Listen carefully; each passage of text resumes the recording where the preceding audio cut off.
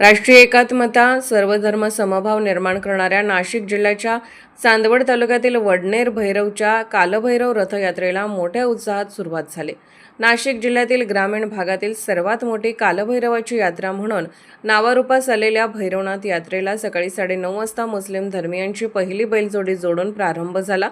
नाशिक जिल्ह्याच्या चांदवड तालुक्यातील वडनेर भैरव येथे भैरवनाथ महाराज आणि जोगेश्वरी माता यांचे मोठे भव्य मंदिर दरवर्षी चैत्र शुद्ध चतुर्दशी आणि पौर्णिमा या दिवशी कालभैरवनाथ महाराजांची रथयात्रा सुरू असते। प्रतिवर्षीप्रमाणे यंदा भालेराव पाटील आणि पटेल पाटील या हिंदू मुस्लिम मानकऱ्यांनी पूजा केली। होम हवन संपन्न झाले। पुण्यश्लोक अहिल्यादेवी होळकर यांनी सुरू केलेली मानाची पूजा अव्याहत सुरू आहे। गावातून मोठा रथोत्सव सुरू झाला। पहिली बैलजोडी मुस्लिम बांधव खलीद इलियास अकबर पटेल यांनी जोडल्यावर प्रत्यक्ष रथयात्रेला सुरुवात झाली।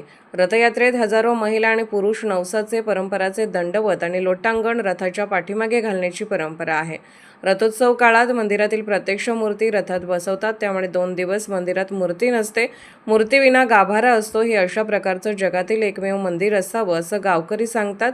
सर्वधर्म समभाव हे या यात्रेचं वैशिष्ट्य असून हिंदू मुस्लिम बौद्धजन शीख धर्मातील विविध पंथांच्या लोकांनी कालभैरव यात्रेत सहभाग घेतला आहे।